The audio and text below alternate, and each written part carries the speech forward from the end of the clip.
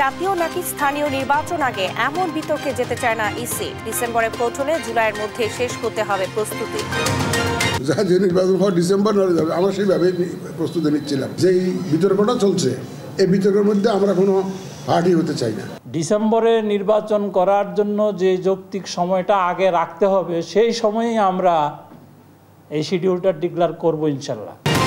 নির্বাচনে আসবে স্থিতিশীলতা, মিলবে সমস্যার সমাধানের পথ, বললেন তারেক রহমান। সরকারের কথায় মিলছে লক্ষ্যচ্যুত ইঙ্গিত। 90 কর্মদিবসে দেশে স্টারলিংক সেবা চালুর প্রস্তাব প্রধান উপদেষ্টা doctor ইউনূসের।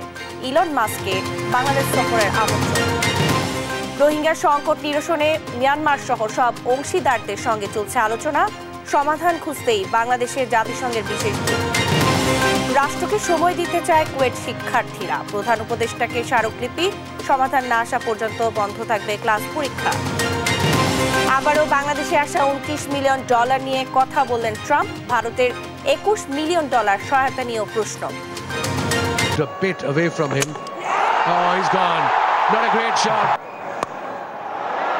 Pull shot that's gone up in the air. This should be taken. Held this time. এবং ভারতের বিপক্ষে all out Pakistan. Champions trophy সেমিতে পা রাখতে মেন ইন ব্লুজদের টার্গেট 242 রান। সংবাদ সন্ধ্যায় দেখছিলেন সংবাদ শিরোনাম, সঙ্গে আছে আমি শারমিন নাসি। এবারে বিস্তারিত। আগে জাতীয় সংসদ নাকি স্থানীয় সরকার নির্বাচন, এমন রাজনৈতিক বিতর্কে যেতে চায় না নির্বাচন কমিশন, বললেন সিএসি এএমএম নাসির উদ্দিন। উৎসবমুখর পরিবেশে অবাধ ও সুষ্ঠু ভোট আয়োজনে সবার সহায়তা চান তিনি। আর নির্বাচন কমিশনার আনোয়ারুল ইসলাম সরকার জানান, ডিসেম্বরে জাতীয় নির্বাচন করতে হলে অক্টোবরে তফসিল ঘোষণা এবং জুলাইয়ের মধ্যে সব প্রস্তুতি সম্পন্ন করতে হবে। কক্সবাজার প্রতিনিধি আব্দুর রহমানের সহায়তায় শিউলি রায়ের রিপোর্ট। রোববার সকালে কক্সবাজার জেলা প্রশাসনের আয়োজনে ছবিসহ ভোটার তালিকা হালনাগাদ উদ্বোধন ও মতবিনিময় সভায় অংশ নেন সিএসি এএমএম নাসির উদ্দিন। এই সময় উৎসবমুখর পরিবেশে সুষ্ঠুভাবে ভোট আয়োজনে স্থানীয় প্রশাসন, আইনশৃঙ্খলা বাহিনী সহ সংশ্লিষ্ট সবাইকে নিজ নিজ দায়িত্ব পালনের আহ্বান জানান তিনি। জানান, জাতীয় সংসদ নাকি স্থানীয় সরকার নির্বাচন আগে, এমন রাজনৈতিক বিতর্কে যেতে চায় না নির্বাচন কমিশন। প্রধান উপদেষ্টা মহোদয়ের একটা ঘোষণা পেয়েছি। এখন উনি একটা ঘোষণা দিয়েছেন, আমরা কি এটা ক্যান ইউ ইগনোর ইট? উনি তো বলেন না যে জাতীয় নির্বাচন স্থানীয় নির্বাচন হবে, তো তোমরা বলেন নাই। জাতীয় নির্বাচন হয় ডিসেম্বর হয়ে যাবে, আমরা সেইভাবে প্রস্তুতি নিচ্ছিলাম। আমাদের প্রস্তুতি আর যেই বিতর্কটা চলছে, এই বিতর্কের মধ্যে আমরা কোনো পার্টি হতে চাই না। এদিকে রাজধানী আগারগাঁয়ে নির্বাচন ভবনে সাংবাদিকদের সঙ্গে কথা বলেন নির্বাচন কমিশনার আনোয়ারুল ইসলাম সরকার। তিনি বলেন, জাতীয় সংসদ নির্বাচন ডিসেম্বরে করতে হলে অক্টোবরেই তফসিল ঘোষণা করতে হবে। এই জন্য জুলাইয়ের মধ্যে সব কাজ শেষ করতে চায় ইসি। রাজনৈতিক দল তাদের মতো করে কথা বলছে, আমরাও শুনছি। নির্বাচন কমিশন বাস্তবতার প্রেক্ষিতে নিরপেক্ষভাবে এবং তার প্রস্তুতি নেওয়া সাপেক্ষে আমরা ডিসেম্বরে নির্বাচন করার জন্য যে যৌক্তিক সময়টা আগে রাখতে হবে, সেই সময়েই আমরা এই শিডিউলটা ডিক্লেয়ার করব ইনশাল্লাহ। এছাড়া সংসদীয় আসন বিন্যাস পুনর্বিবেচনা করার প্রয়োজন আছে বলেও মনে করেন আনোয়ার ইসলাম সরকার। নির্বাচনের যে আসন, সেই আসনটি। শিউলি রায়, দেশ টিভি, ঢাকা। মার্কিন শীর্ষস্থানীয় ব্যবসায়ী ও স্পেস এক্সের প্রধান নির্বাহী কর্মকর্তা ইলন মাস্ককে বাংলাদেশের সফর ও 90 কর্মদিবসে বাংলাদেশের স্টারলিংক স্যাটেলাইট সেবা চালুর প্রস্তাব দিলেন প্রধান উপদেষ্টা ডক্টর মোহাম্মদ ইউনূস। বৃহস্পতিবার এক চিঠিতে এইসব প্রস্তাব দেন তিনি। বাংলাদেশ সফরে তরুণ প্রজন্মের প্রতিনিধিদের সঙ্গে সাক্ষাৎ করতে পারবেন ইলন মাস্ক। স্টারলিংকের সংযোগ বৈপ্লবিক পরিবর্তন আনবে উল্লেখ করে প্রধান উপদেষ্টা বলেন, বাংলাদেশের উদ্যমী তরুণ সমাজ, গ্রামীণ ও প্রান্তিক নারীদের পাশাপাশি দূরবর্তী এবং সুবিধাবঞ্চিত জনগোষ্ঠী এই সুবিধা পাবেন। এর আগে গেল 13 ফেব্রুয়ারি ইলন মাস্কের সঙ্গে ফোনালাপে অংশ নেন প্রধান উপদেষ্টা। আলোচনায় ভবিষ্যৎ সহযোগিতার পাশাপাশি বাংলাদেশের স্টারলিংক স্যাটেলাইট ইন্টারনেট পরিষেবা চালুর অগ্রগতি নিয়ে আলোচনা করেন।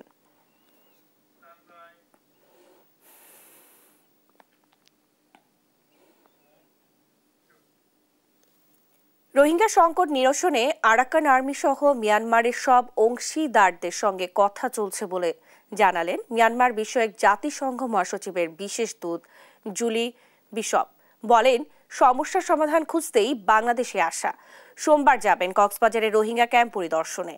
আরও জানাচ্ছেন জান্নাতুল মোহনা।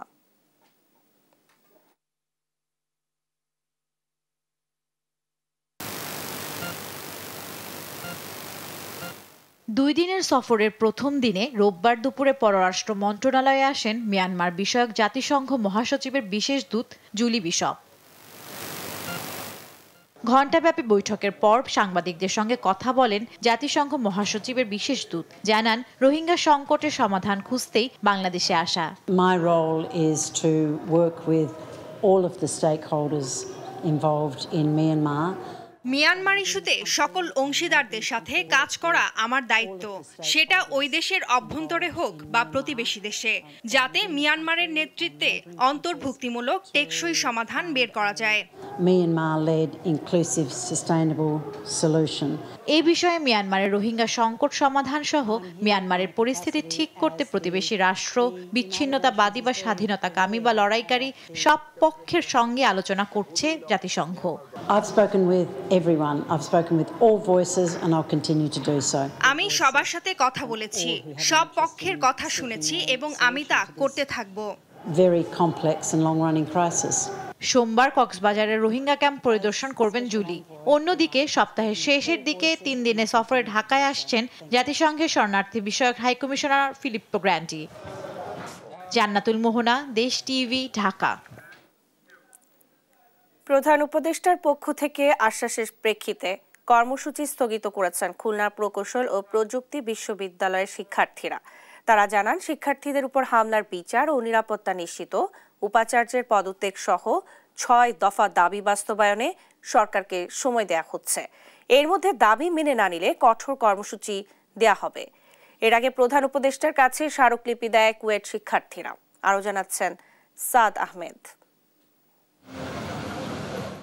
রোববার দুপুরে খুলনা প্রকৌশল ও প্রযুক্তি বিশ্ববিদ্যালয় শিক্ষার্থীদের 5 সদস্যের প্রতিনিধি দল প্রধান উপদেষ্টার বাসভবন যমুনায় গিয়ে স্মারকলিপি দেয়। প্রধান উপদেষ্টার পক্ষে তার একান্ত সচিব সাব্বির আহমেদ স্মারকলিপি গ্রহণ করেন। পরে কেন্দ্রীয় শহীদ মিনারে সংবাদ সম্মেলন করে শিক্ষার্থীরা বলেন, প্রধান উপদেষ্টার কার্যালয়ে তাদের দাবি পূরণের আশ্বাস দিয়েছেন। আমরা সাধারণ শিক্ষার্থীদের পক্ষ থেকে একটি 5 সদস্যের দল আমরা প্রধান উপদেষ্টার একান্ত সচিব সাব্বির আহমেদের কাছে গিয়েছিলাম। উনি সব জানতে চেয়েছিলেন, আমরা সবকিছু বলেছি এবং উনি ওনাদের পক্ষ থেকে, রাষ্ট্রের পক্ষ থেকে, প্রধান উপদেষ্টার পক্ষ থেকে, প্রধান উপদেষ্টার প্রতিনিধি হয়ে উনি আমাদেরকে আশ্বস্ত করেছেন যে আমাদের দাবিগুলো অতি শীঘ্রই এগুলো বিবেচনায় আনা হবে এবং যথাযথ ব্যবস্থা নেওয়া হবে। প্রধান উপদেষ্টার পক্ষ থেকে আশ্বাসের প্রেক্ষিতে কয়েকদিন কর্মসূচি স্থগিত থাকবে বলে জানান শিক্ষার্থীরা। এ সময় দাবি পূরণ না হলে কঠোর কর্মসূচির হুঁশিয়ারি দেন তারা। তো ওনারা আশ্বস্ত করেছেন যে আমাদের দাবিগুলো নিয়ে কাজ করা হবে এবং অতি শীঘ্রই রেসপন্স করা হবে। তাই রাষ্ট্রের কাছে, রাষ্ট্রকে আমরা একটু সময় দিতে চাই এবং আমরা আপাতত কয়েকদিন আমাদের কোনো কার্যক্রম থাকবে না। আমরা অপেক্ষা করব রাষ্ট্রের কাছ থেকে রেসপন্সের। যদি সময় মতো যদি দেখা যায় দীর্ঘ সময় হয়ে গেছে আমরা আমাদের পর্যাপ্ত রেসপন্স পাচ্ছি না, তাহলে পরবর্তীতে ফার্দার কর্মসূচি ঘোষণা করা হবে। এর আগে 2টি বাসে 80 জন শিক্ষার্থী ঢাকার উদ্দেশ্যে যাত্রা করেন। ঢাকায় পৌঁছে কেন্দ্রীয় শহীদ মিনারে অবস্থান নেন তারা। এ সময় শিক্ষার্থীদের ওপর হামলাকারীদের বিচার, ভিসির পদত্যাগ সহ 6 দফা দাবি জানান তারা। সাদ আহমেদ, দেশ টিভি, ঢাকা।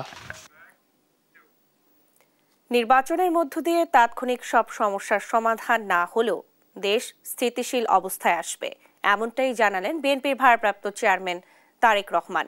সরকারের অনেকের কথাবার্তায় মূল লক্ষ্য থেকে সরে যাওয়ার ইঙ্গিত মিলছে উল্লেখ করে তিনি বলেন, রাষ্ট্র পুনর্গঠন সংসদবিহীন কোনো একক সরকারের পক্ষে সম্ভব নয়। তাই স্থিতিশীল পরিবেশ তৈরি অন্তর্বর্তী সরকারের মূল লক্ষ্য হওয়া উচিত। সাইফুল রিপোর্টের প্রতিবেদন। রোববার দুপুরে সিরাজগঞ্জ শহরের মুক্তির সোপানে জুলাই আগস্ট আন্দোলনে শহীদ পরিবারের সঙ্গে সাক্ষাৎ করে আমরা বিএনপি পরিবার। তারেক রহমানের পক্ষ থেকে আন্দোলনে ক্ষতিগ্রস্তদের হাতে আর্থিক সহায়তা তুলে দেন বিএনপির স্থায়ী কমিটির সদস্য ইকবাল হাসান মাহমুদ টুকু। এ সময় জামায়াত আমিরের বক্তব্যের সমালোচনা করে তিনি বলেন, জিয়াউর রহমানের পরিবারের রাজনীতি দেশের মূলধারার রাজনীতি। সমালোচনা করেন আওয়ামী লীগেরও। তোমরা যে সাপ পুষতেছে সাপকে চেনো না, এরা কেউটা সাপের চেয়েও খারাপ। সুযোগ পেলে আবার সমল দেওয়ার জন্য দাঁড়াবে, সুতরাং সমলে বিনষ্ট করার জন্য প্রস্তুত হও। জিয়াউর রহমান সাহেব ক্ষমতা গ্রহণ করে রাজনীতিকে সর্বজনীন করার জন্য আপনাদেরকে লাইসেন্স দিয়েছিল, আর আজকে বলতেছেন জিয়াউর রহমানের পরিবারতন্ত্র চলবে না। জনগণ চাইলে তোমরা কি করবা? জনগণ চায় জিয়াউর রহমানের পরিবার আমাদেরকে নেতৃত্ব দেবে।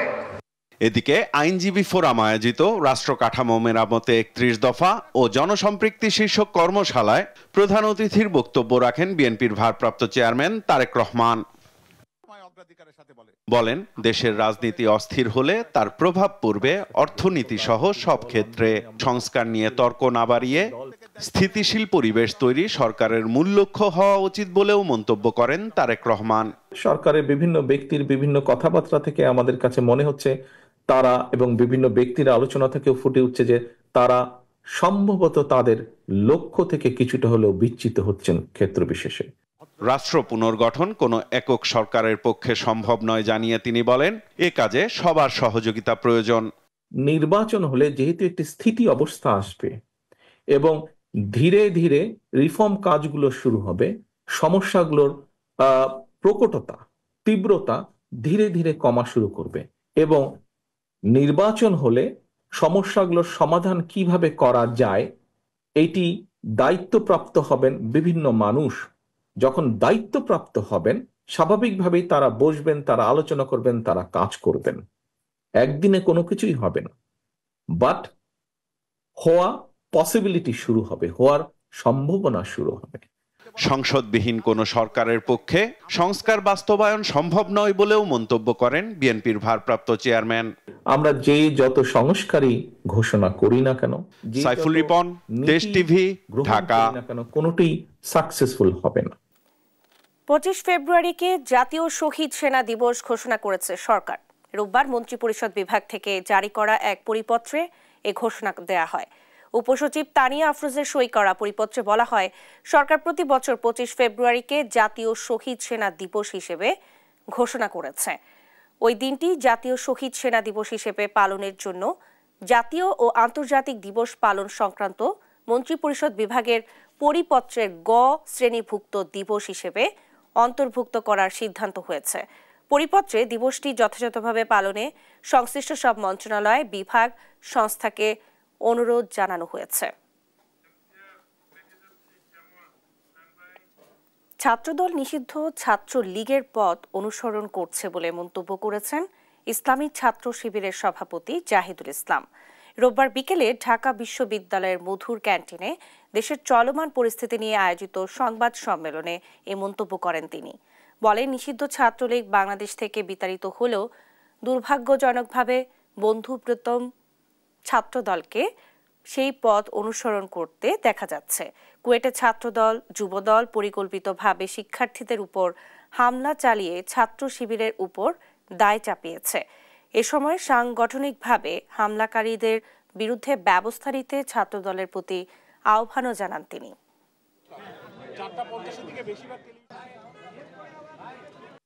নিষিদ্ধ ছাত্রলীগ বাংলাদেশ থেকে বিতাড়িত হলেও দুর্ভাগ্যজনকভাবে আমাদের বন্ধুপ্রতিম ছাত্র সংগঠন ছাত্রদল তাদের পথ অনুসরণ করতে দেখা যাচ্ছে। ছাত্রদল তাদের উচ্ছৃঙ্খল কর্মীদের বিরুদ্ধে ব্যবস্থা না নিয়ে উল্টো সেই সন্ত্রাসী কর্মকাণ্ডের দায় ছাত্র শিবিরের উপর চাপিয়ে দেয়। স্বরাষ্ট্র উপদেষ্টা ও প্রশাসনকে দেশের আইন শৃঙ্খলা পরিস্থিতি স্বাভাবিক করতে আরো সক্রিয় ভূমিকা পালন করার আহ্বান করছি, অথবা নিজেদের ব্যর্থতার দায় স্বীকার করে জাতির কাছে ক্ষমা চাওয়া অথবা পদত্যাগেরও আহ্বান করছি। 1,78,00,000 টাকার অবৈধ সম্পদ অর্জন এবং 12টি হিসেবে 25 কোটির বেশি সন্দেহজনক লেনদেনের অভিযোগে বরিশাল 2 আসনের সাবেক এমপি শাহে আলম তালুকদারের বিরুদ্ধে মামলা করেছে দুদক। রোববার দুপুরে সংস্থাটির মহাপরিচালক আক্তার হোসেন এই তথ্য জানান। তিনি আরও জানান 5টি ব্যাংক হিসেবে 17 কোটি টাকার বেশি অস্বাভাবিক লেনদেন এবং 3 কোটি টাকার বেশি অবৈধ সম্পদ ভোগ দখলে রাখার অভিযোগে সাবেক যুব ক্রীড়া প্রতিমন্ত্রী জাহিদ আহসান রাসেলের বিরুদ্ধে মামলা করেছে সংস্থাটি। একই দিন দুদক চেয়ারম্যান আব্দুল মোমেনের সঙ্গে সৌজন্য সাক্ষাৎ করেন বিশ্ব ব্যাংকের কান্ট্রি ডিরেক্টর গেইল মার্টিনের নেতৃত্বে 3 সদস্যের প্রতিনিধি দল।